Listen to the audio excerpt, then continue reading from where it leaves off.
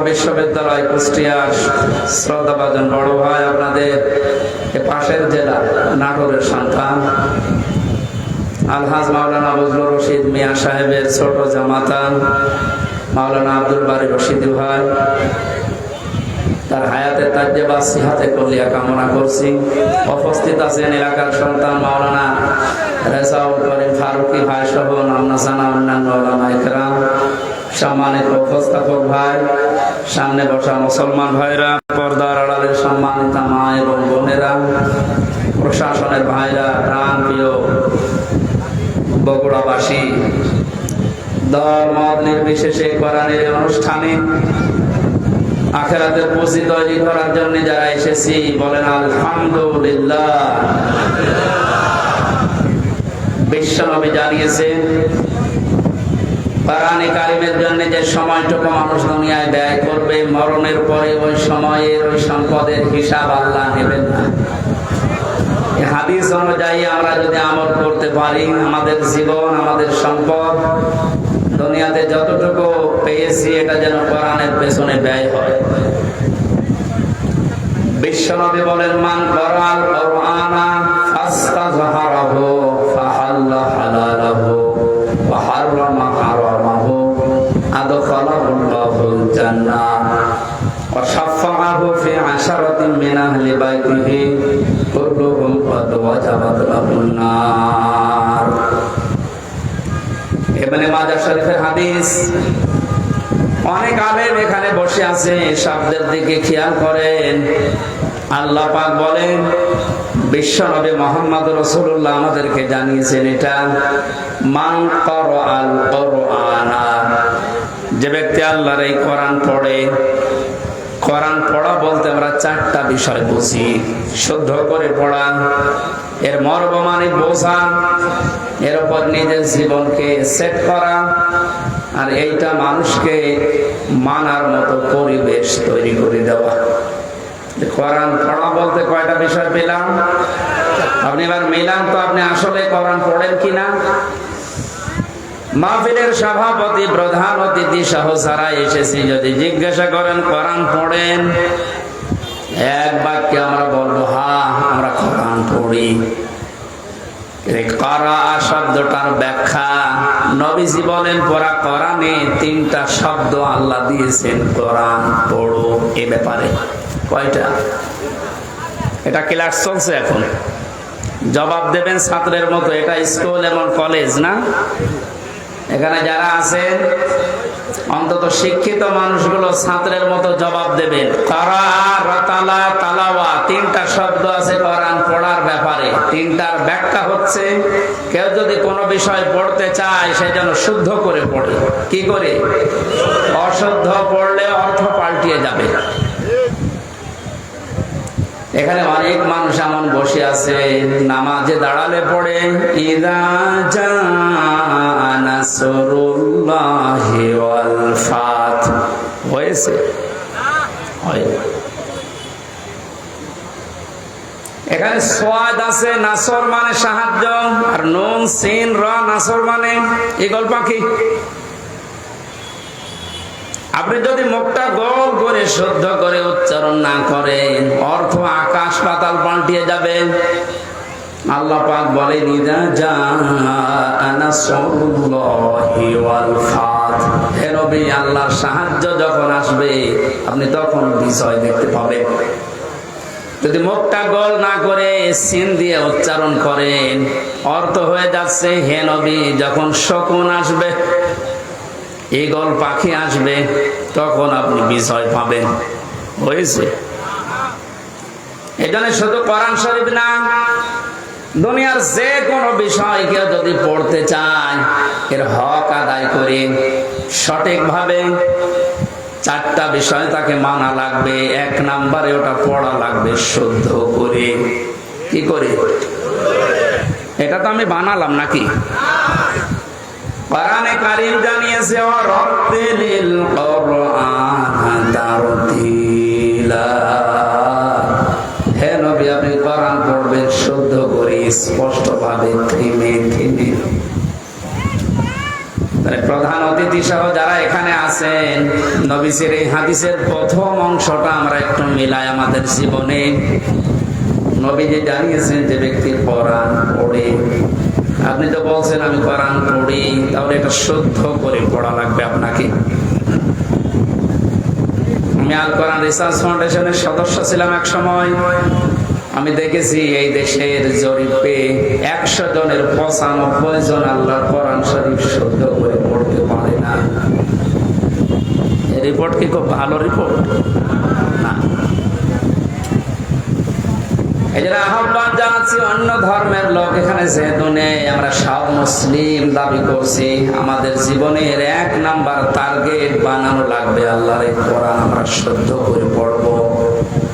2 নাম্বারের মর্ম মানে বুঝতে হবে। কেন?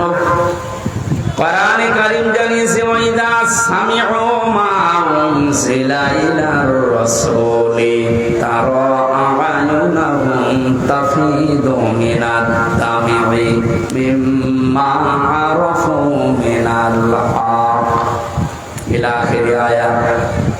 সূরা মায়েদা 7 নাম্বার পারার 1ম নাম্বার পৃষ্ঠার 1ম নাম্বার লাইনের 83 নাম্বার আয়াতের প্রথম অংশে আছে। এটা তাফসীরে ইবনে কাসিরে পাবেন।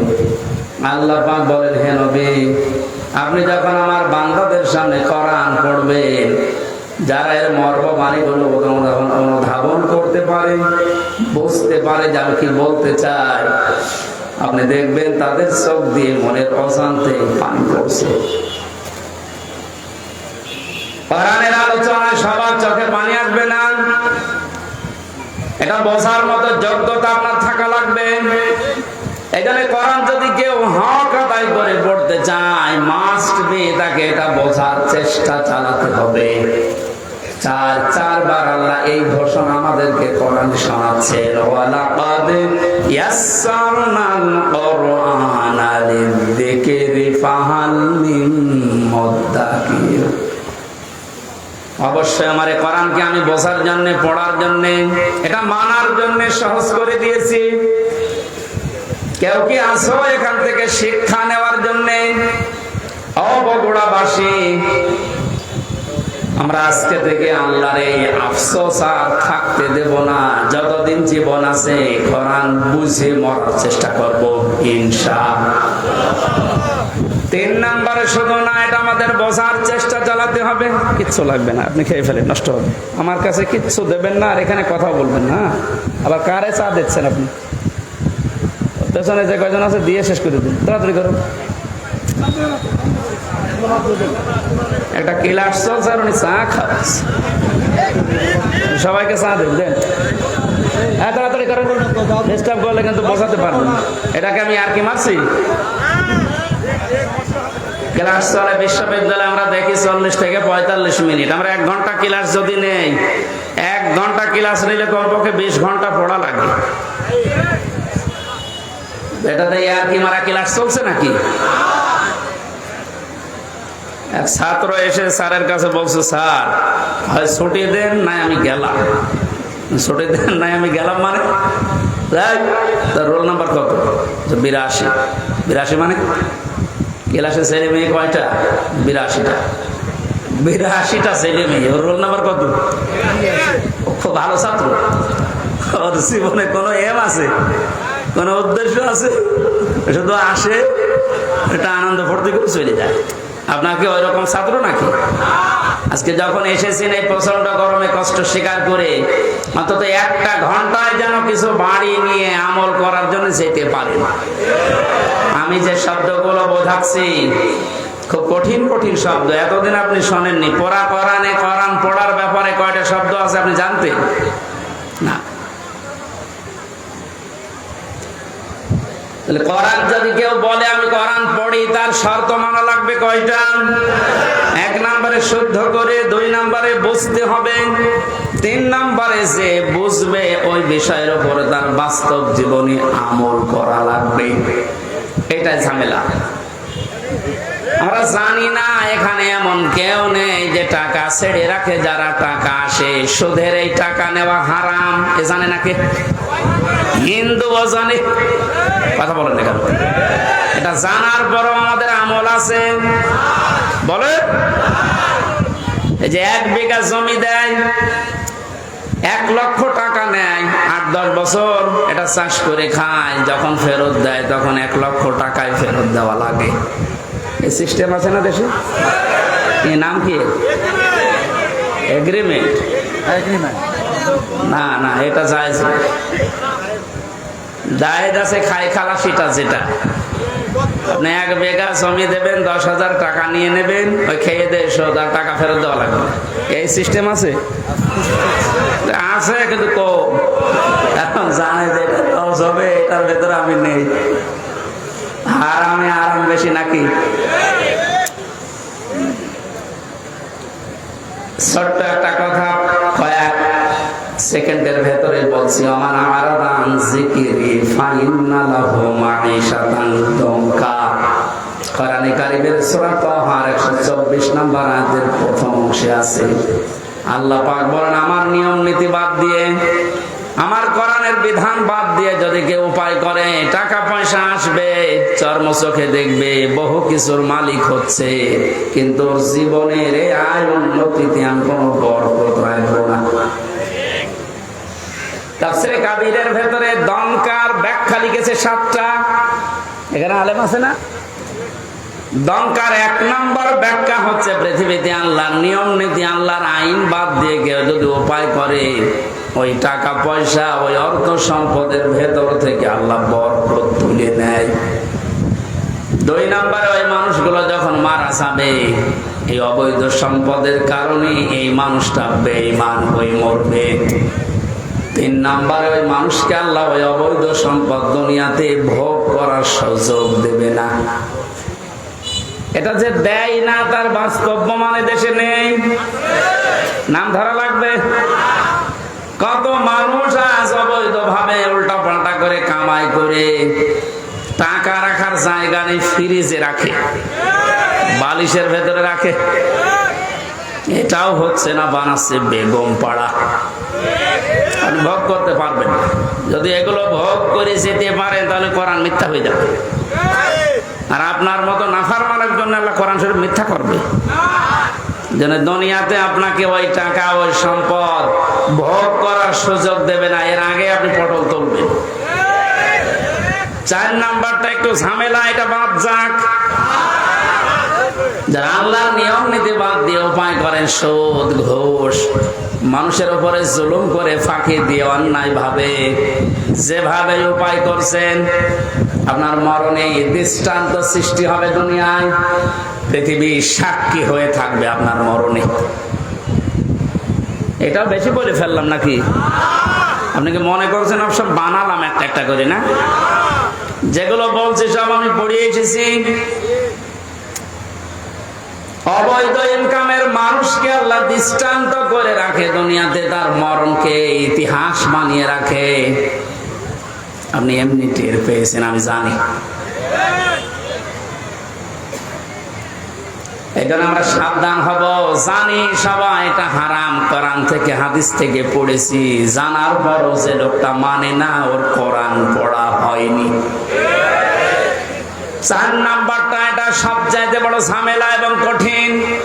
নবীজি বলেন, কেউ যদি কোরআন পড়ে এ কথা বলে, সে শুদ্ধ করে পড়বে, সে ওইটা বোঝার চেষ্টা চালাবে, নিজে মানবে, এবং এটা মানুষ যেন মানতে পারে সেই ব্যবস্থা করে দেবে।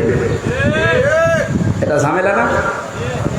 এটা যদি আজ কেউ করতে চান, সে সব চাইতে বড় বিপদে আছে এই বাংলাদেশে।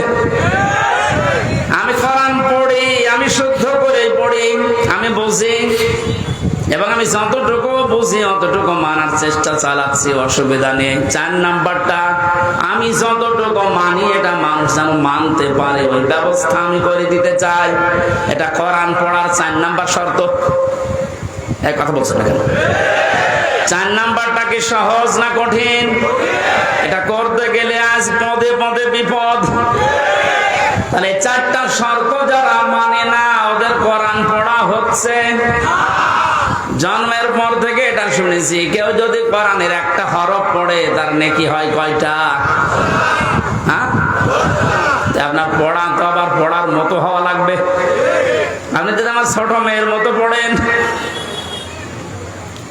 ওর বয়স 4 বছর, ও তো পড়ে। ওই এক লাইন পড়তে গেলে এক লাইনে যদি 10টা শব্দ থাকে 9টা ভুল করে। ওর পড়া হচ্ছে, আপনার পড়াও তো এরকম হয়ে যাচ্ছে। নবীজির হাদিসের প্রথম শব্দ ছিল যে ব্যক্তি কোরআন পড়ে, তার মানে 4টা শর্ত যারা দুনিয়ায় মানতে পারে ওদের পড়া হয়, আর ওদের প্রতিটি অক্ষরে 10টা করে নেকি হয়। দ্বিতীয় শব্দ ছিল ফাস্তাযহারাহু, কোরআন পড়ে শেষ করে দেয় না। যে ব্যক্তি কোরআনকে ইজহার করার চেষ্টা চালায়, যারা আরবি গ্রামার বোঝে, ফাস্তাযহারাহু এই শব্দের ব্যাখ্যা আমি যত পেয়েছি, আধুনিক ব্যাখ্যা হচ্ছে প্রকাশ করা, ইজহার করা, দাঁড় করানো, স্পষ্ট করা, কায়েম করা, বিজয় করা। কোরআন যারা পড়বে ওই 4টা হক অনুযায়ী এবং কোরআনকে বিজয়ী করার জন্য যারা চেষ্টা চালাবে, এই সংখ্যা বাংলাদেশে কম না বেশি? একটা জরিপ পেয়েছিলাম, এই দেশের 100 জনের 15 জন মানুষ শুধু মন থেকে চায় যে কোরআনে কারিমে দেশে ফাস্তাযহারাহু এটা বিজয়ী হোক, আর বাকি 100 জনের 85 জন শুধু টানা নানায় আছে। দ্বিতীয় পয়েন্টটা হচ্ছে না। 3 নম্বরে কি ছিল? ফাহাল্লা হালালাহু ওয়া হারামা হারামাহু। যে ব্যক্তি কোরআনকে ইজহার করতে পারে, এই ব্যক্তি হালালকে হালাল মানবে, হারামকে হারাম জেনে ছেড়ে দেবে। আদখালাহুল্লাহুল জান্নাহ, নবীজি বলেন আল্লাহ তাকে জান্নাতে দিয়ে দিয়েছে, না জান্নাতে দেবে? হ্যাঁ, দিয়ে দিয়েছে। শব্দটার দিকে আমি খেয়াল করে চিন্তা ভাবনা করেছিলাম, নবীজি অতীতের শব্দ বললেন কেন? এটা পাস্ট, এটা মাজি। আদখালা ইউদখিলু, নবীজি মোজারে দিতে পারতেন, মাজি দিলেন, অতীতের পাস্ট দিয়েছেন কেন? তার মানে কোন পরিবার, সমাজ এবং রাষ্ট্রে যদি কোরআন বিজয় থাকে, ওখানে হালালকে হালাল মানা আর হারামকে হারাম জেনে ছেড়ে দেয় সহজ। যে সমাজে, যে দেশে কোরআন বিজয় নেই, ওখানে হালালকে হালাল জানার পরও আপনি মানতে পারবেন না। এক কথা হচ্ছে, হারামকে হারাম জানার পরও আপনি ছেড়ে দিতে পারবেন না। নাকি জায়গাগুলো দেশে নেই?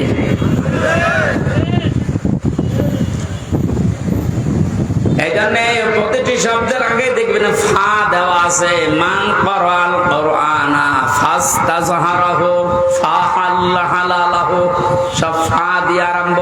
ফায়ের ব্যাখ্যা আছে। ফা শব্দটা আরবি গ্রামার অনুযায়ী 19টা অর্থে ব্যবহার হয়। এখানে যে ফা দিয়ে নবী যে বাক্যগুলো আরম্ভ করছেন, প্রতিটির পেছনে লুকিয়ে আছে আগেরটা যদি মানতে পারো পরের ফল দেখতে পাবে। তা আপনি কোরআন পড়ছেন কি করে? আপনি নিজে এবার টের পান 4টা শর্ত মিলছে না। কোরআনকে ইজহার করার জন্য, বিজয় করার জন্য আপনার কোনো কার্যকারী ভূমিকা নেই। তাহলে হালালকে আপনি হালাল জেনে মানবেন কি করে? হারামকে হারাম জানার পরে ছেড়ে দেবেন কি করে? আদখালাহুল্লাহুল জান্নাত পরে, এর পরের শব্দে পেয়েছি ওয়াশাফাআহু ফি আশারাতিন মিন আহলি বাইতিহি কুল্লুহুম ক্বাদ ওয়াজাবাত লাহুন নার।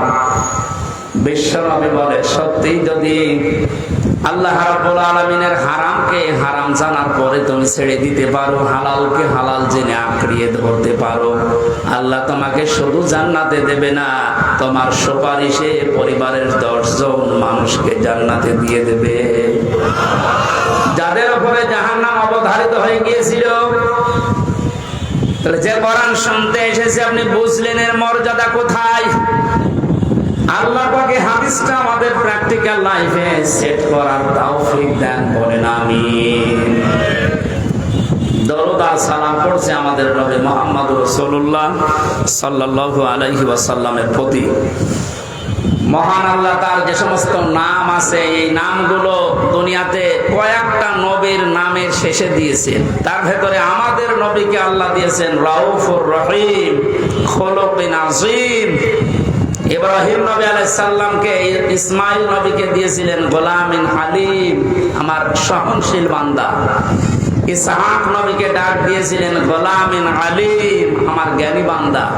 আর মুহাম্মদুর রাসূলুল্লাহকে দিয়েছেন খুলুকিন আযীম, আমার মহান বান্দা। এত বড় চরিত্র আমার নবী মুহাম্মদুর রাসূলুল্লাহকে আমি দিয়েছি, কিয়ামত পর্যন্ত মানুষ শুধু অনুসরণ করে যাবে, এর কোল কিনারা খুঁজে পাবে না। বলেন সুবহানাল্লাহ। সেই নবীর আদর্শ আজ আমাদের সামনে পড়ে আছে। জন্ম থেকে মৃত্যু পর্যন্ত তাকে বাদ দিয়ে আপনি কাকে আদর্শ মেনে চলেন? আপনার বিবেককে প্রশ্ন করেন। আল্লাহর ঘোষণা দেওয়া একটা আদর্শ আছে দুনিয়ায়, কয়টা? বলেন বলেন। আল্লাহ নিজে ঘোষণা দিয়েছেন যে এই আদর্শটা মেনে চলো। ইয়াসিন ওয়াল কুরআনিল হাকীম। ইয়া মানে হে, সিন মানে সাজ্জেদ। আল্লাহ পাক জানাতে চেয়েছেন, হে নেতা, দুনিয়াতে আল্লাহর ঘোষণা দেওয়া নেতা আদর্শ মাত্র একটা, তার নাম মুহাম্মদুর রাসূলুল্লাহ। আল্লাহ রাব্বুল আলামিন পুরা কোরআনে নবীকে 7টা নামে বিশেষভাবে ডাক দিয়েছেন। তার ভেতরে ইয়াসিন, তাহা, মুহাম্মদ, আহমদ, আব্দুল, মুজাম্মিল, মুদাসসির। অবগুড়াবাসী, বিবেক যদি থাকে আজকেই কাজে লাগাবেন। আল্লাহর ঘোষণা দেওয়া নেতা আদর্শ যার নাম তিনি জানিয়েছেন মুহাম্মদুর রাসূলুল্লাহ, সেটা বাদ দিয়ে যদি পৃথিবীর কাউকে আপনি অনুসরণ করেন, অনুকরণ করে চলেন, আপনি মরতে দেরি, জাহান্নামে যেতে দেরি হবে না। এইটা আমি বানালাম না, এটা আমি বানিয়েছি। ইমাম বুখারী রাহমাতুল্লাহ আলাইহি বুখারী শরীফ লেখার আগে একটা কিতাব লিখেছেন আল আদাবুল মুফরাদ। এখানে একটা হাদিস তিনি এনেছেন, 6 প্রকার মানুষকে আল্লাহ বিনা বিচারে, বিনা হিসাবে, কোনো হিসাবও নেবে না, বিচারও করবে না, মরণের পরে তাদেরকে আল্লাহ জাহান্নামে পাঠিয়ে দেবে। তার 3 নাম্বারেই তারা দুনিয়াতে যাদের আদর্শ মুহাম্মদুর রাসূলুল্লাহ ছিল না। এই হাদিসটার কোরআনের সূরা ইয়াসিনের ইয়াসিন এর ব্যাখ্যা তাফসীর পড়ার পরে আমার বড় ভয় হচ্ছে, এই পৃথিবীতে হাজারো মানুষ মুহাম্মদুর রাসূলুল্লাহর আদর্শ না মানার কারণে জাহান্নামে যাচ্ছে। আল্লাহ তুমি আমাদেরকে বাঁচাও, বলেন আমিন। আমি এটা বলে আপনার ক্ষতি করে ফেললাম? হ্যাঁ, আপনি তো ধরা খাবেন। চোখ বন্ধ হওয়ার পরে আপনি এখনই ধরা খাবেন। নবীজির একটা কথা 100 ভাগের 1 ভাগও মিথ্যা নেই। যাদের আদর্শ এখনো ঠিক হয়নি, মুহাম্মদুর রাসূলুল্লাহ বাদ দিয়ে অন্য কাউকে যারা মেনে চলছেন, এখনই তওবা করে পরিবর্তন হবেন। নয়তো আপনার কোনো হিসাব নেই, বিচার নেই, আপনি মরে গেলেই বিনা হিসাবে, বিনা বিচারে জাহান্নামী। আল্লাহ তুমি আমাকে সহ যারাই আমরা এসেছি এটা বুঝে মানার তৌফিক এখনই দান করো। আরো জোরে বলেন। কোরআনে কারিমের 6666 আয়াতের মাত্র একটা আয়াত পড়েছি, সূরা তাওবা 119 নাম্বার আয়াত। আমরা তেলাওয়াতকৃত আয়াত তাফসীর আকারে কথা বলবো ইনশাআল্লাহ, আল্লাহ যেন তৌফিক দেন। আউযু বিল্লাহি মিনাশ শাইতানির রাজীম। বিসমিল্লাহির রহমানির রহিম।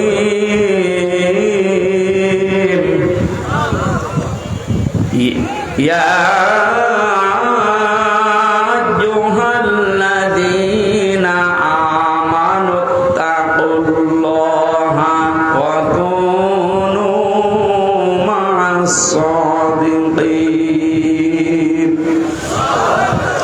আল্লাহর ঘোষণা, ওহে ঈমানদারেরা। আল্লাহ কোন বেঈমানকে ডাক দিয়েছেন এখানে? তাহলে যদি কোনো বেঈমান থাকেন আপনি চলে যান, কারণ এই আয়াত আপনার জন্য না, আপনার জন্য আলাদা আয়াত আছে। বেঈমানের জন্য আল্লাহর ডাক ছিল ইয়া আইয়ুহাল্লাযীনা কাফারু, হে কাফেরেরা, হে বেঈমানেরা। এখানে কোন কাফের আছে? আমরা সব ঈমানদার। আমরা কি? এখন আমার ভেতরে ঈমান আছে কিনা এটা পরীক্ষা করার থার্মোমিটার আছে। সাহাবী প্রশ্ন করলেন, হে নবী, আমার ভেতরে ঈমান আছে কিনা আমি কিভাবে বুঝতে পারবো, কিভাবে টের পাবো? আমি তো নামাজ আদায় করি, রোজা রাখি, কাবা শরীফ তাওয়াফ করি।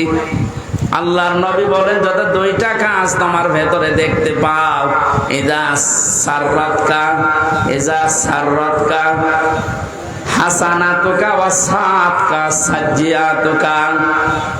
যখন কোনো ভালো কাজ, সমাজ উন্নয়নমূলক কাজ, আল্লাহর পক্ষের, রাসূলের পক্ষের, দ্বীনের পক্ষের কোনো কাজ হয়, ওইটা দেখে যখন তোমার ভালো লাগে, আনন্দ লাগে, আর যখন তোমার অন্যায় কাজ দেখলে কষ্ট লাগে, তখন বুঝবে তোমার ঈমান আছে।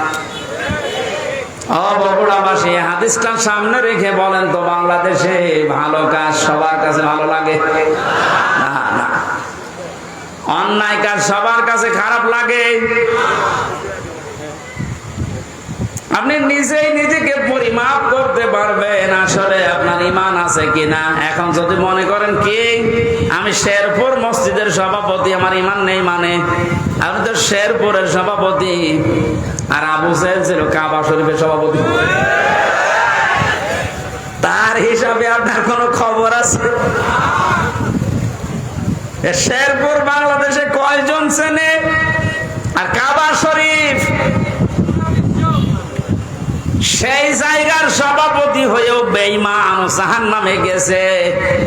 আর আপনি শেরপুরের সভাপতি হয়ে বগল বাজাচ্ছেন যে আমার ঈমান নেই। মানে ভালো কাজ যার কাছে আনন্দ লাগে না, অন্যায় দেখলে যার কাছে কষ্ট লাগে না, সে যেই হোক ওটা বেঈমান। ঈমান আছে কিনা হামজারে জিজ্ঞাসা করা লাগবে, আপনি নিজে টের পাচ্ছেন। সুতরাং ঈমান যাদের আছে, হাদিস অনুযায়ী আল্লাহ পাক তাদেরকে ডাক দিলেন, হে ঈমানদারেরা। আমি আয়াতের তাফসীর পড়তে গিয়ে পেয়েছি 89 জায়গায় আল্লাহ পাক এই শব্দটা কোরআনে দিয়েছেন। আর যখনই ঈমানদারকে তিনি ডাক দেন, তখন তার কুদরতি হাত এভাবে উঁচা করে ডাকেন, ইয়া আইয়ুহাল্লাযীনা আমানু। জোরে বলেন আল্লাহু আকবার। 89 জায়গায় আল্লাহ ডাক দিয়েছেন, তার ভেতরে এইটা একটা, ইত্তাকুল্লাহ, আমি আল্লাহকে ভয় করো, ওয়াকুনু মা'আস সাদিকিন, আর সত্যবাদী যারা তাদের সঙ্গে থাকো। এই আয়াতের নির্দেশ দুইটা, কয়টা? আল্লাহকে ভয় করো, সত্যবাদী যারা আছে তাদের সাথে থাকো। বোঝা হয়ে গেছে না? আল্লাহুম্মা আমিন। না মানে আপনি বলছেন বোঝা হয়ে গেছে। এবার আসেন তো এই দুইটা শব্দের ব্যাখ্যায় যায়।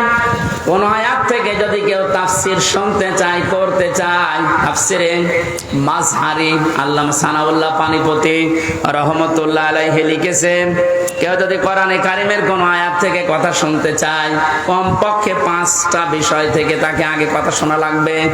1 নম্বরে শুদ্ধ তেলাওয়াত, যেটা করলাম। 2 নম্বরে সে যেই ভাষায় কথা বলে ওই ভাষায়, মাতৃভাষায় অর্থ, এটা শুনলাম। 3 নম্বরে ওই আয়াতের ঐতিহাসিক প্রেক্ষাপট, শানে নজুল যেটা বলা হয়, ব্যাকগ্রাউন্ড, এটা আমি বলবো এখন। 4 নম্বরে আয়াতের বাস্তব শিক্ষা দেওয়া লাগবে। ওই মান ধাতা বলে কি হয়েছে গুলো বাদ দে, এখন বাস্তবতা অনুযায়ী আয়াত আমাদেরকে কি দিতে চায়, এই শিক্ষাগুলো জনগণের সামনে দেওয়া লাগবে। 5 নম্বরে আয়াত থেকে যে শিক্ষাগুলো পাবে ওইগুলো নিয়ে বাড়ি যে আমল করবে। আমরা 2টা করে ফেলেছি, শুদ্ধ তেলাওয়াত আর মাতৃভাষায় অর্থ। যেটা সূরা তাওবার আয়াত, কোন সূরা বলেন বলেন? 129টা আয়াত আছে, মাত্র একটা আয়াত পড়েছি, 119 নম্বর আয়াত। তাওবা শব্দের শাব্দিক অর্থ আমরা অনেকেই মনে করি তাওবা মানে আস্তাগফিরুল্লাহ রাব্বি মিন কুল্লি যামবি ওয়া আতুবু ইলাইহি, হয়ে গেল। তাওবা আর ইস্তেগফার এই দুইটা কিন্তু এক না, এই দুইটা শব্দ আলাদা, মাজদারও আলাদা। কথা বুঝতেছেন? তাওবা আর ইস্তেগফার, কেউ যদি ইস্তেগফার করতে চায় সব সময় আপনি করতে পারবেন, কিন্তু তাওবা আস্তাগফিরুল্লাহ আস্তাগফিরুল্লাহ আস্তাগফিরুল্লাহ বললেই তাওবা হয় না। তাওবা করার জন্য কমপক্ষে মানুষের জীবনে 3টা বিষয় মানা লাগে। ইস্তেগফার আর তাওবার ভেতরে পার্থক্য এই, কোন মানুষ যদি তাওবা করে ওর পেছনের অপরাধগুলো শুধু আল্লাহ মাফ করে দেয় না, ওই পুরা জায়গাটা আল্লাহ নেকি দিয়ে ভরাট করে দেন। এখানে যারা এসেছি আজকে আমরা শুধু ইস্তেগফার না, তাওবা করার মতো তাওবা করে বাড়ি যাব পেছনের অপরাধগুলো শুধু যেন মাফ হয়ে না যায়, ওই জায়গাটা যেন আল্লাহ নেকি দিয়ে ভরাট করে দেয়। বলেন আমিন। 1 নম্বরে যদি তাওবা কেউ করতে চায় তাকে বলা লাগবে আল্লাহ আমি অপরাধী, আমি। এই স্বীকৃতিটা আছে এই পৃথিবীতে মানুষ দিতে চায় না। দেখবেন এই দেশে হাতে নাতে ধরা পড়ার পর অস্বীকার করে না, না তদন্ত করা লাগবে। তদন্ত 7 দিন সময় দিয়েছে যাদেরকে, ওদেরকে মাল মশলা মেরে ওর মুখ বন্ধ করে দেয়। আপনি যদি সত্যি তাওবা করতে চান সে যে কোনো বিষয়ে, আপনাকে প্রথমে স্বীকৃতি দেওয়া লাগবে ওই অপরাধের জন্য, ওই গুনার জন্য স্বীকার করা লাগবে যে হ্যাঁ আমি এই কাজ করেছি, আমি অপরাধী। এখন প্রশ্ন হচ্ছে আপনি স্বীকার করবেন কার কাছে? না না, আপনি শুনছেন না। অপরাধ করেছেন যার কাছে, স্বীকার করবেন তার কাছে।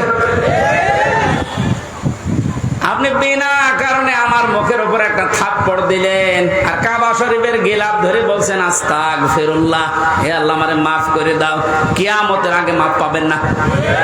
কারণ আপনি তো আল্লাহর গালে থাপ্পড় দেননি, দিয়েছেন আমার গালে। আগে আমার কাছে স্বীকার করেন যে হামজা ভুল হয়ে গেছে। হ্যাঁ, স্বীকার করার সময় আবার অনুশোচনা লাগবে, অনুতপ্ত হওয়া লাগবে। আপনি যদি একেবারে মুড নিয়ে বলেন এই হামজা মাফ কর, আপনার মাফ হবে? আপনার প্রতি রাগ যা ছিল আমার আরো বেড়ে যাবে। আমি আবার বলছি দ্বিতীয় পয়েন্টটা, তাওবা যদি কেউ সত্যি করতে চায় ওই মানুষটা অপরাধ করবে যার কাছে, স্বীকার করবে তার কাছে। আপনি অপরাধ যদি আপনার স্ত্রীর কাছে করে থাকেন অবশ্যই স্বীকার করবেন স্ত্রীর কাছে, এটা কোনো দোষের কিছু না। স্ত্রীর কাছে দোষ করেছে আর শ্বশুরের কাছে বলছে শ্বশুর আমারে মাফ করে দেন, হবে না। বিনা কারণে আপনি আমাকে পুলিশের হাতে তুলে দিলেন, আমি কিছুই জানি না ওই বিষয়ে, আর আপনি মাফ চাচ্ছেন মসজিদে নামাজ পড়ে, কিয়ামতের আগে মাফ পাবেন না। এইটা মনে হয় এলাকায় আছে। আমার ভাইরা এই জন্য তাওবা বিভিন্ন পীরের দরবারে গেলেই বলে তাওবা করো আস্তাগফিরুল্লাহ, এটা তোর বাক্য। শর্ত আপনাকে মানা লাগবে, স্বীকৃতি দেওয়া লাগবে যে আল্লাহ আমি অপরাধী, অপরাধ করেছেন যার কাছে, স্বীকার করবেন তার কাছে। 2 নম্বরে অনুতপ্ত হয়ে অনুশোচনা নিয়ে। 3 নম্বরে জীবনে এই কাজ আমি আর কোনোদিন করব না, জীবনের মতো ফিরে আসলাম। এই 3টা শর্ত যদি কেউ মেনে নিতে পারে আল্লাহ পাক বলেন ওর পেছনের অপরাধ শুধু মাফ হবে না, ফাউলাইকা ইউবাদদিলুল্লাহু সাইয়্যাতিহিম হাসানাত। ওর পেছনের পুরা অপরাধ আল্লাহ মাফ করে দিয়ে পুরা জায়গাটা নেকি দিয়ে পাল্টিয়ে দেবেন। বলেন সুবহানাল্লাহ। যারা তাওবা থেকে যখন কথা শুনছি আল্লাহ এই তাওবা যেন আমাদের নসিব করেন। এবার আমরা ব্যাখ্যায় যাচ্ছি। আল্লাহ পাক ঈমানদারকে ডাক দিয়ে তাকে ভয় করার জন্য আহ্বান জানিয়েছেন, আদেশ দিচ্ছেন। এখন ভয় কি? জন্মের পর থেকে শব্দটা আমিও শুনছি যে আল্লাহকে ভয় করো, আল্লাহকে ভয় করো। কি এটা কি? তাকওয়ার যে ব্যাখ্যাগুলো আমরা বলি আধুনিক ব্যাখ্যা হচ্ছে যে যেই বিষয়ে কাজে আছে ওই বিষয়ের জ্ঞান অর্জন করে প্রশিক্ষণ নিয়ে ওই কাজ আঞ্জাম দেওয়ার নাম হচ্ছে তাকওয়া। আমি আবার বলছি, যে যেই কর্ম জীবনে আছেন, যে যে জায়গাটা দখল করে আছেন, ওই বিষয়ের উপরে জ্ঞান অর্জন করে দক্ষতা প্রশিক্ষণ নিয়ে ওই কাজে আঞ্জাম দেওয়ার নাম হচ্ছে তাকওয়া। না হয়নি। আমি আবার বলছি, তাকওয়া মানে শুধু আমার মতো জুব্বা গায়ে দিয়ে বড় পাগড়ি গলায় নিয়ে হাতে তসবিহ নিয়ে শুধু সুবহানাল্লাহ বলা না। তাকওয়া মানে যে যেখানে আছেন ওই জায়গার জ্ঞান অর্জন করে দক্ষতা প্রশিক্ষণ নিয়ে দক্ষতা অর্জন করে ওই কাজ আঞ্জাম দেওয়ার নাম তাকওয়া। এটা যদি আজ বাংলাদেশে থাকতো আমরা অনেক উপরে চলে যেতাম।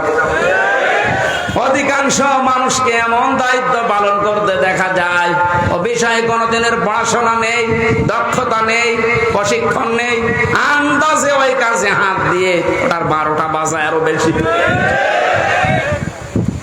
নিচে নামা লাগবে? ঠিক আছে। তাকওয়ার দ্বিতীয় ব্যাখ্যা হচ্ছে আল্লাহর নিষিদ্ধ কাজগুলো জানার পরে শুধু ছেড়ে দেওয়া না, ঘৃণা করে ছেড়ে দেওয়ার নাম তাকওয়া। কথা বুঝতেছে?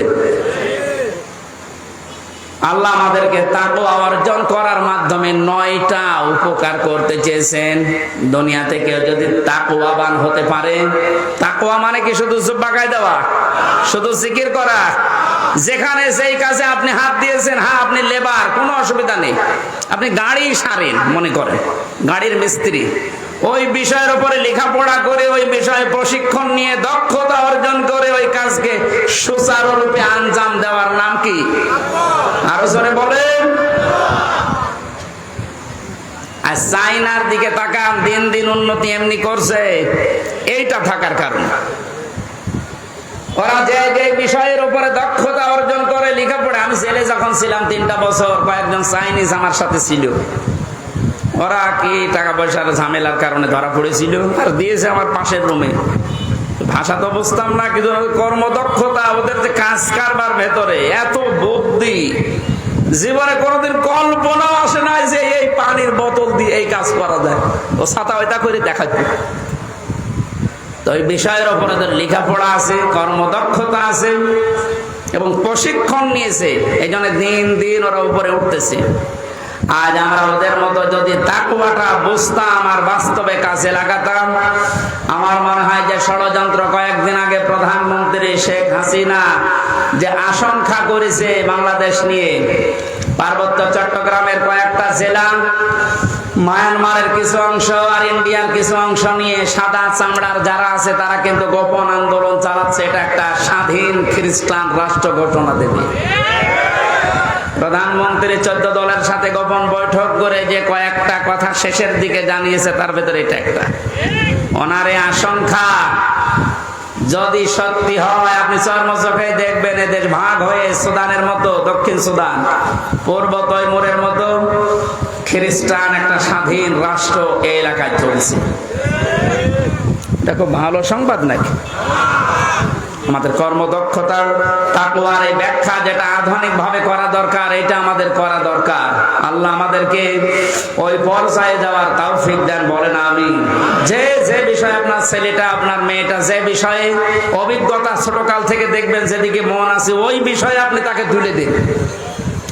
সবাইকে আলেম হওয়া লাগবে, সবাইকে ইঞ্জিনিয়ার হওয়া লাগবে না। যে যে বিষয়ের দিকে যেতে চায়, ধাবিত হতে চায়, ভালোবাসে, ওই বিষয়ে যেন জ্ঞান অর্জন করার জন্য রাস্তা পায়, তাকে ব্যবস্থা করে দেন। ও কর্মদক্ষতা অর্জন করে ও প্রশিক্ষণ নিয়ে ওই কাজকে সুচারুরূপে আঞ্জাম দিতে থাকলে দুনিয়া এবং আখিরাত দুইটাই আমাদের জন্য সফল হবে ইনশাআল্লাহ।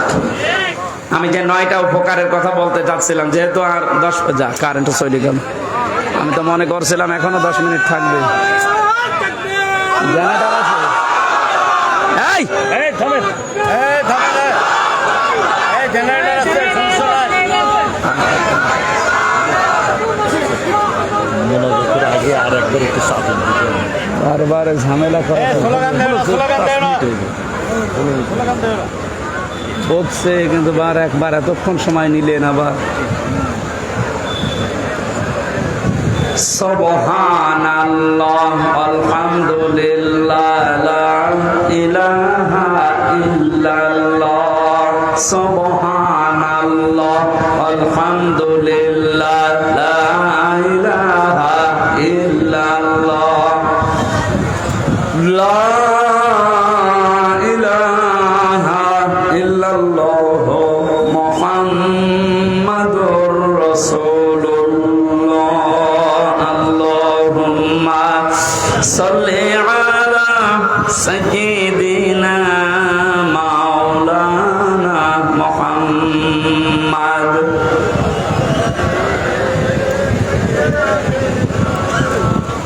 হাবিবানা মুহাম্মাদ। আমার ভাইরা, 9টা উপকারের ঘোষণা দিয়েছেন আল্লাহ। দুনিয়াতে কেউ যদি তাকওয়া অর্জন করতে পারে, 1 নম্বরে ওই লোকটা যদি বিপদে পড়ে, মহান আল্লাহ এমন জায়গা থেকে তাকে সাহায্য পাঠায় যার কল্পনা কোনোদিন তার হৃদয়ে আসে নাই। জোরে বলুন সুবহানাল্লাহ। এটা আজ দেখতে আমাদের বহু বাকি। এটা যারা দেখতে পেয়েছিলেন তাদের ঈমান আমি দেখেছি, এই মানুষগুলোর ঈমান পাথরের চাইতেও শক্ত ছিল। সত্যিই যারা তাকওয়া অর্জন করতে পেরেছে দুনিয়াতে, ওই মানুষগুলোর কাছে দুনিয়া আল্লাহ এমন তুচ্ছ বানিয়ে দিয়েছে, তামাম দুনিয়াটা একটা ডিমের চাইতেও তাদের কাছে কম দামি মনে হতো। আমরা আসলে তাকওয়া অর্জন করে আল্লাহর এই 9টা যে উপকারের কথা, সাহায্যের কথা, এটা পাচ্ছি না, কারণ আমাদের তাকওয়া নেই। তোমরা সত্যবাদী যারা, সত্যপন্থী যারা, তাদের সঙ্গে থাকবে। সত্যবাদী কারা? এই দেশে একটা ভুল ধারণা চালু আছে, কিছু কিছু দৃশ্য দেখলে আমরা মনে করি এগুলো সত্যপন্থী, এগুলোই হক্কান, এগুলোই হক্কানি। অনেকে নিজেকে দাবিও করছে যে আমরা হক্কানি দরবারের লোক। কোরআনে কারিমে সূরা তাওবার 119 নম্বর আয়াতের শেষের অংশের ব্যাখ্যা আল্লাহ দুনিয়ায় কারো কাছে ছেড়ে দেয়নি যে 2 বেলা জিকির করলে সেই লোকটা সত্যবাদী, 5 ওয়াক্ত নামাজ পড়লে সেই লোকটা সত্যবাদী, বছরে একবার হজ করে আসলে সে লোকটা সত্যবাদী না। আল্লাহ পাক বলেন সত্যবাদী হওয়ার জন্য 10টা গুণ দুনিয়াতে তোর ভেতরে থাকা লাগবে। কয়টা? আরো জোরে বলেন। বগুড়াবাসী, আপনি এখন থেকে আমি সহ প্রত্যেকেই মিলাবো আল্লাহর বর্ণনা অনুযায়ী 10টা গুণ আমার ভেতরে আছে কিনা। আল্লাহ ব্যাখ্যা দিচ্ছেন সূরা বাকারার 177 নম্বর আয়াতে, লাইসাল বিররা আন তুওয়াল্লু ওয়াজুহাকুম কিবালাল মাশরিকি ওয়াল মাগরিবি ওয়ালাকিন্নাল বিররা মান আমানা বিল্লাহ। আল্লাহ পাক বলেন শুধু পূর্ব দিকে, পশ্চিম দিকে মুখ ঘুরিয়ে সেজদা দিলেই নেকি না। আসল নেকির কাজ হচ্ছে আল্লাহর প্রতি ঈমান আনা। কার প্রতি? প্রশ্ন আসতে পারে, হুজুর আমার ঈমান আছে, আমি আল্লাহকে বিশ্বাস করি না। কেউ যদি আল্লাহকে বিশ্বাস করে কথা বলতে চায়, কমপক্ষে 4টা বিষয় দুনিয়াতে তার ভেতরে পাওয়া যাবে।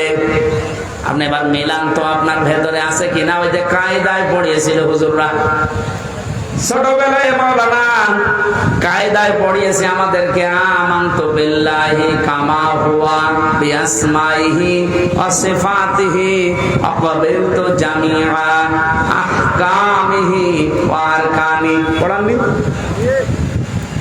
মানে বলতে চেয়েছে আমানতু বিল্লাহ, যারা বলে আল্লাহ আমি তোমাকে বিশ্বাস করি,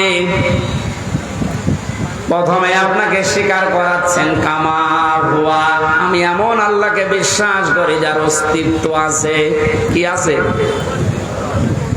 পৃথিবীর অন্যান্য ধর্মের লোকদের সাথে আমাদের মিল নেই, এই কারণে আমরা এমন আল্লাহকে বিশ্বাস করি যার অস্তিত্ব আছে, যার নাম আছে বিআসমাইহি, শুধু নাম না, তার নামের গুণাগুণ আছে, কার্যকারিতা আছে।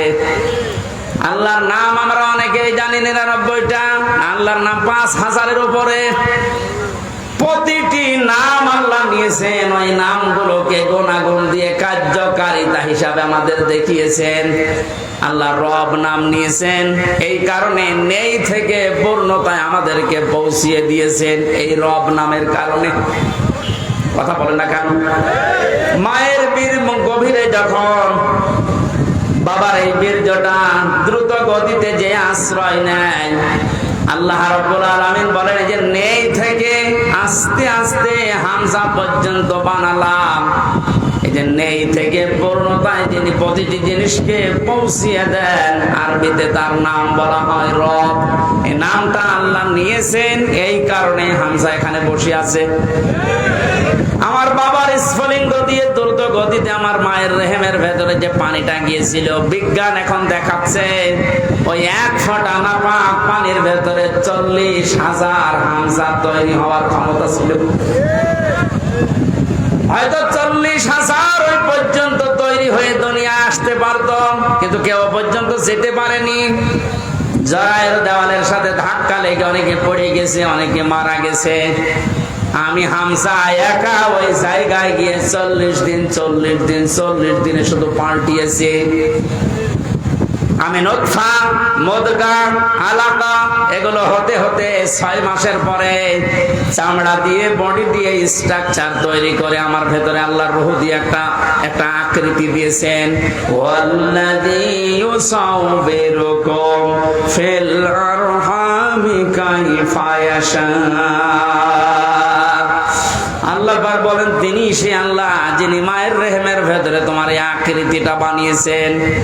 তোমার মার বাবার পক্ষ থেকে 8টা জিনিস ওই নাপাক পানি দিয়ে আল্লাহ বানিয়েছিলেন। চুল, রগ, হাড় আর পর্দা, রক্ত, গোশত, চর্বি আর চামড়া। আল্লাহ পাক বলেন আমার নাম যে রব, এই কারণে আমি আল্লাহ নিজে 5টা জিনিস তোকে দিয়েছি হামজা।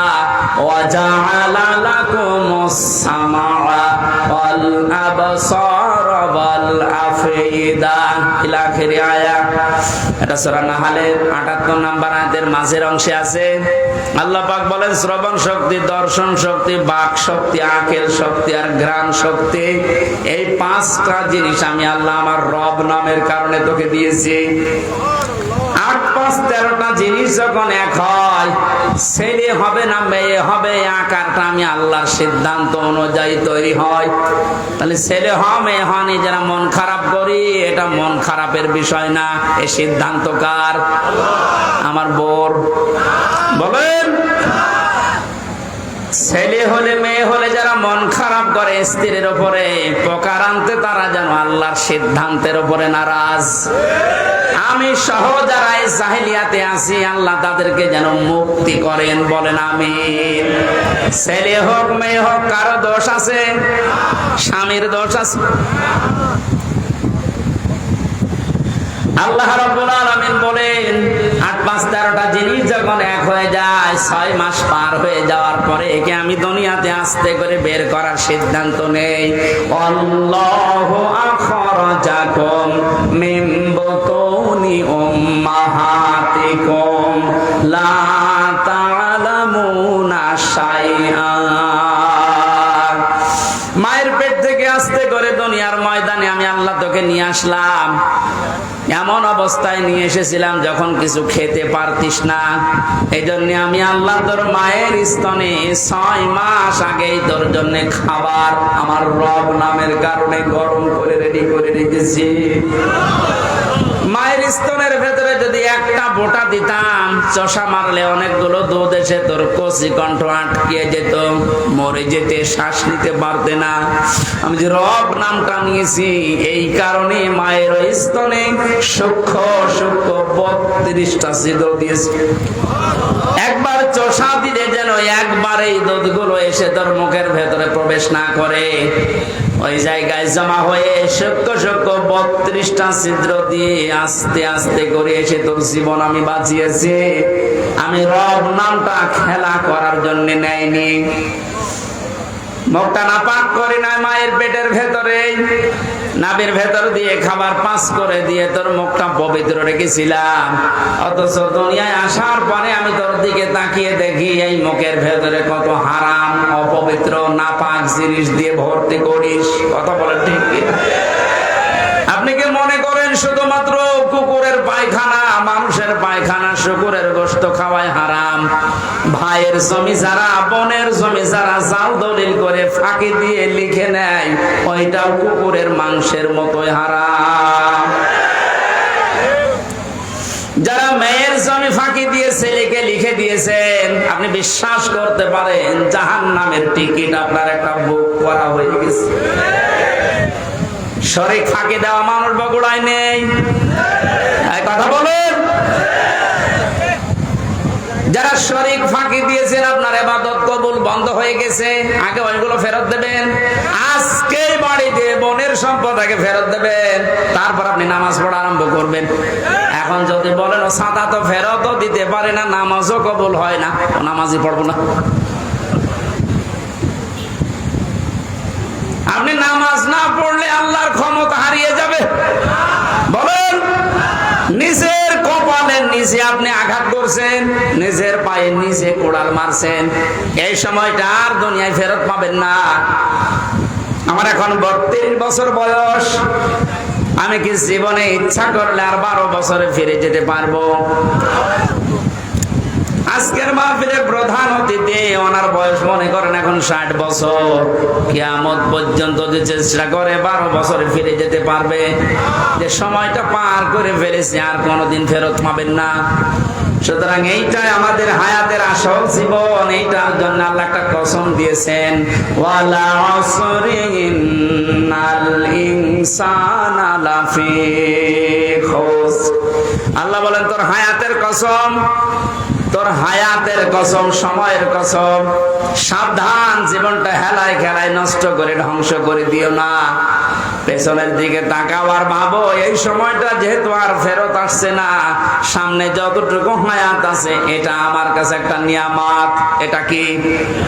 ফামান সুহসিহা আনিন নার ওয়া উদখিলাল জান্নাতা ফাকাদ ফাজ ওয়া মাল হায়াতুদ দুনিয়া ইল্লা মাতাউল গুরুর।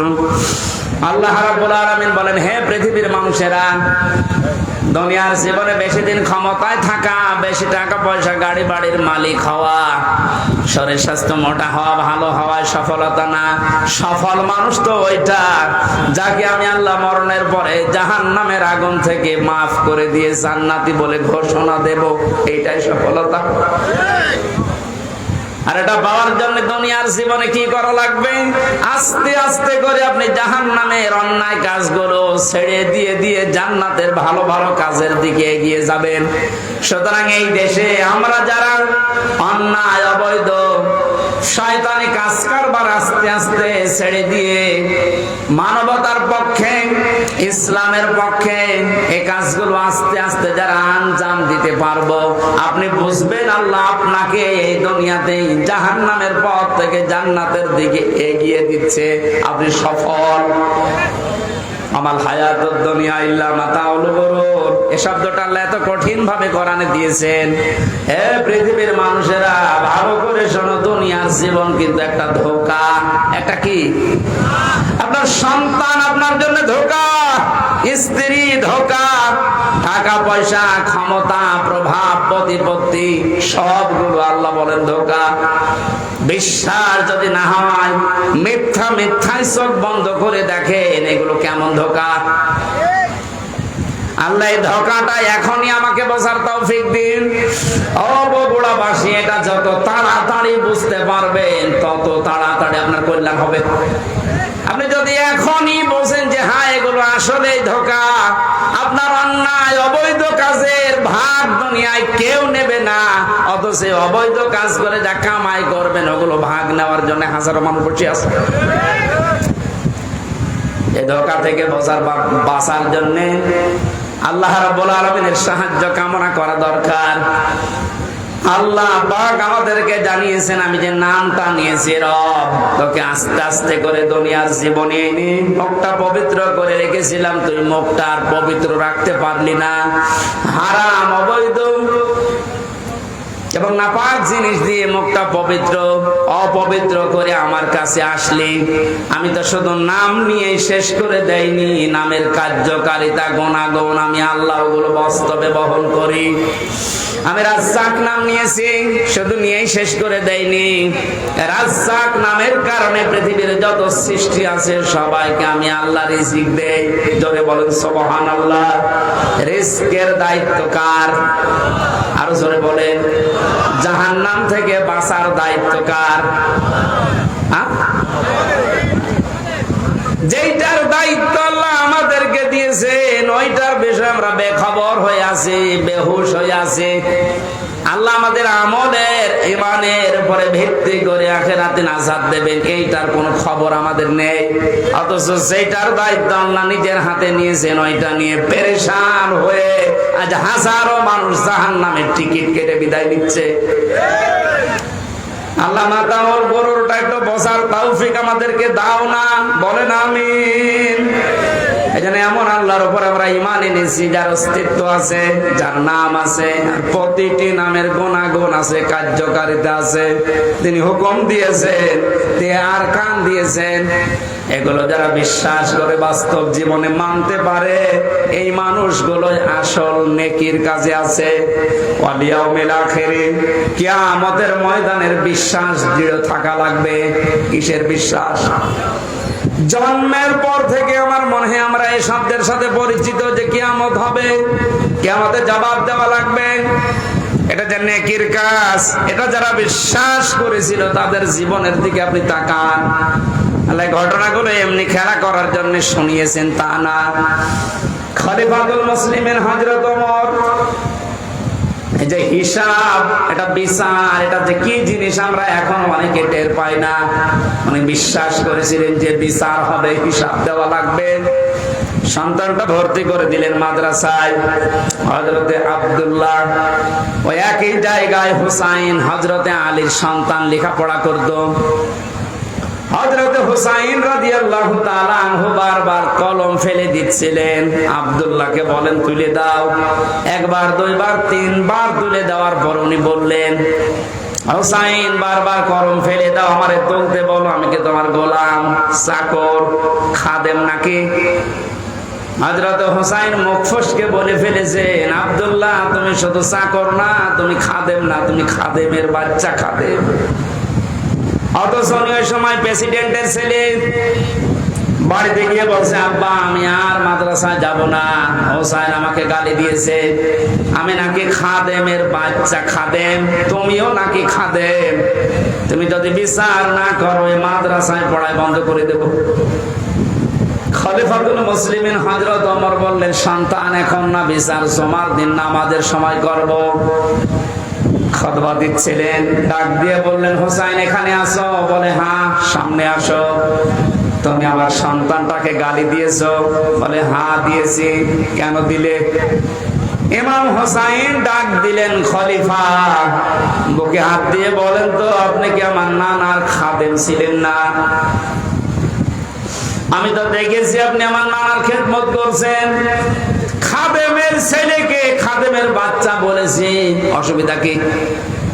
হযরত ওমর কেঁদে ফেললেন। ডাক দিয়ে বলে, হুসাইন আমি তো এভাবে কোনোদিন ভাবি নাই, তুমি শব্দটা লিখে দিতে পারবে? কাগজ কলম নিয়ে আসেন। খেজুরের পাতা নিয়ে এসেছে, লিখে দিলেন, হুসাইন আমি নিজে আলীর সন্তান হয়ে বলছি, ওমর আমার নানার খাদেম ছিল, আমি দেখেছি। সই করে দিলাম। হযরতে ওমর রাদিয়াল্লাহু তাআলা আনহু কাগজটা হাতে নিয়ে জমা খেলেন। সাহাবীদেরকে বললেন, নবীর সাহাবীরা বিচার হয়ে গেছে। হযরত আব্দুল্লাহ তো ছোট মানুষ, বলে আব্বা তুমি তো বিচার শুরুই করলে না, কি করে হয়ে গেল? হযরত ওমর বলে, সন্তান যে বিচার করেছে দুনিয়া না, মরণের পর কাছে লাগবে। আমি যখন মারা যাবো এই কাগজটা আমার কাফনের ভেতরে দিয়ে দিও। কিয়ামতের ওই কঠিন ময়দানে মহান আল্লাহ যখন আমার জীবনের হিসাব আরম্ভ করবে, কিছুই যদি কবুল না হয় এই কাগজটা আল্লাহকে দেখাতে পারবো।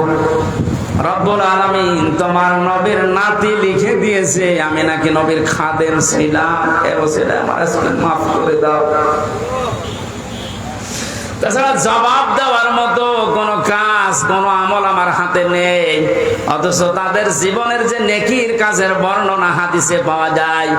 নবীজি বলেন, আকাশের তারকা কেউ যদি গণনা করে একদিন শেষ করে ফেলতে পারবে, কিন্তু অমর মুসলমান হওয়ার পরে যে নেকির কাজ করেছিল কোনদিন কেউ গণনা করে শেষ করতে পারবে না।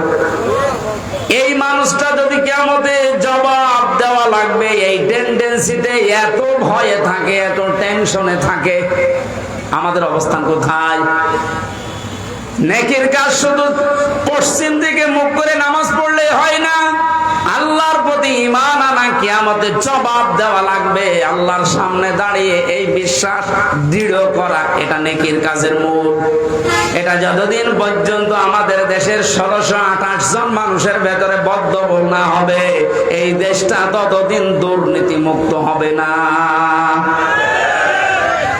মালায়েকাতে ফেরেশতাদের বিশ্বাস করা, আল কিতাবে কিতাবে বিশ্বাস করা, নবীর নবীদেরকে বিশ্বাস করা, ওয়া তাল মালা আলা হুব্বিহি দাবিল কুরবা, আল্লাহর মহব্বতে নিজের সম্পদ চাহিদা থাকার পরও যারা নিকট আত্মীয় স্বজনের জন্য ব্যয় করে।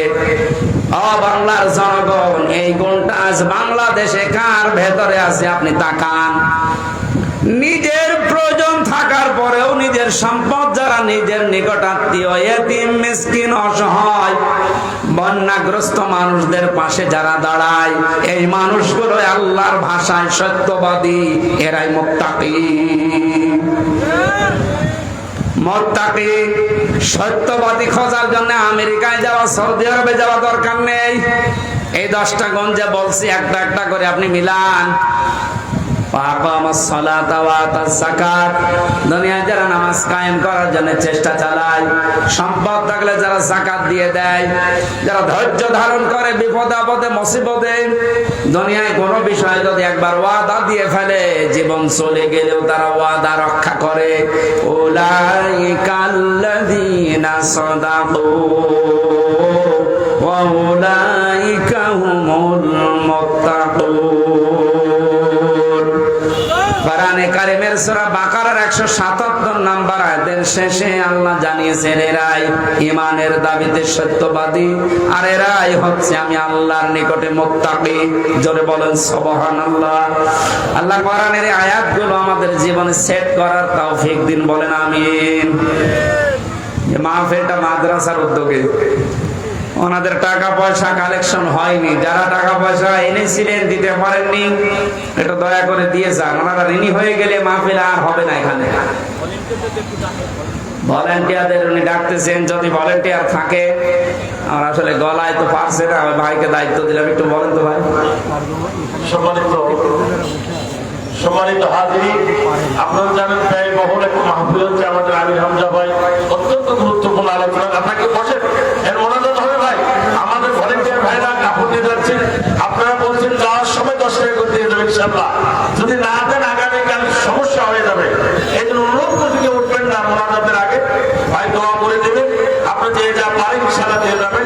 আর ভাইয়ের হাতে অনেকে দিতে চেয়েছেন, যদি দেন ইনশাআল্লাহ ভাই দোয়া করে দেবেন। মুসাফির মানুষ আপনাদের জন্য দোয়া করবেন। সম্মানিত ভাইরা, এখানে যারা বিশেষ অতিথির দায়িত্বে আছেন, অনেকের নাম আমি দেখতে পাচ্ছি। আপনারা কি টাকা পয়সা দেননি নাকি? খালি নামটা দিয়ে বসে আছে। আমার তো মনে হয় সব মিলে এখানে প্রায় 100 জনের নাম হবে। এই মানুষগুলো তো কিছু দিলে মাহফিল হয়ে আরো দিছে। আর আমাদের প্রধান অতিথি ইউনিয়ন আওয়ামী লীগের সভাপতি 5,000 মোজাম ভাই।